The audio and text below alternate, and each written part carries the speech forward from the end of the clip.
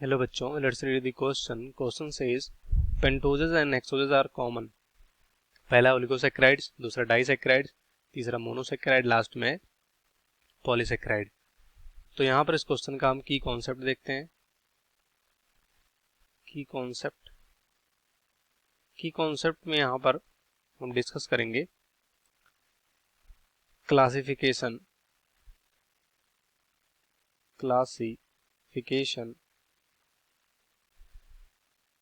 Of carbohydrate का। Classification of carbohydrate.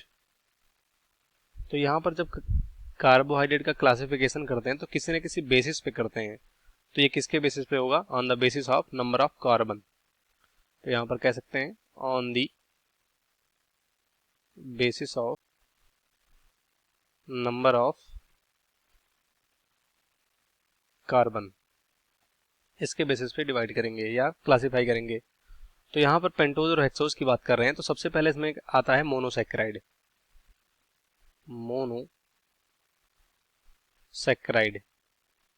फिर उसके बाद यहाँ पर डाइसैकेराइड आता है, फिर उसके बाद यहाँ पर ओलिगोसैकेराइड आता है, इस तरह से फिर पॉली आता है। तो जो मोनोसैकेराइड होता है मतलब एक ही तरह का कह सकते हो, यहाँ पर जो इसमें शुगर होता है या कार्बोहाइड्रेट जो होता है एक ही तरह का होता है, मतलब सबसे छोटी यूनिट होती है ये, इसको फर्दर तोड़ा नहीं जा सकता है। तो यहाँ पर इसमें नंबर के बेसिस पे बेसिकली यहाँ पर चार तरह के होते हैं। पहला जो होता है वो है ट्राइओज, जिसमें यहाँ पर कह सकते हो या इसको बोल सकते हैं ट्राइओजेज बोल सकते हैं, जिसमें बेसिकली यहाँ पर तीन जो कार्बन नंबर होता है तीन होता है। उसके बाद यहाँ पर दूसरा जो आएगा वो आएगा 4 नंबर का, इसे बोलते हैं टेट्रोजेज, इसमें यहाँ पर चार कार्बन आएगा। और जो चौथा होता है मतलब तीसरा होता है यहाँ पर क्या होगा? पेंटोज होगा। पेंटोज जो कितना होगा? यहाँ पर 5 कार्बन होगा। और लास्ट में यहाँ पर कौन सा होगा? हेक्सोजेज होगा, जो इसमें यहाँ पर बेसिकली नाम से क्लियर है कितने कार्बन होंगे? 6 कार्बन होंगे। तो ये हो गया मोनोसैकेराइड का एग्जाम्पल, मतलब नंबर ऑफ बेसिस यहाँ पर कार्बन के बेसिस पे। अगर एग्जाम्पल देखें यहाँ पर तो पहला जो एग्जाम्पल होगा वो यहाँ पर क्या होगा? ग्लिसरैल्डिहाइड होगा। एल्डिहाइड, ग्लिसरैल्डिहाइड, यहाँ पर डाइहाइड्रोक्सी एसीटोन, ये एग्जाम्पल हो गया ट्रायोज का। उसके बाद जो टेट्रोज होता है या टेट्रोजेज जिसे बोल सकते हैं, इसका एग्जाम्पल यहाँ पर एरेथ्रोज होगा। एरेथ्रोज, उसके 5 कार्बन का यहाँ पर कह सकते हो राइबोज एग्जाम्पल होगा।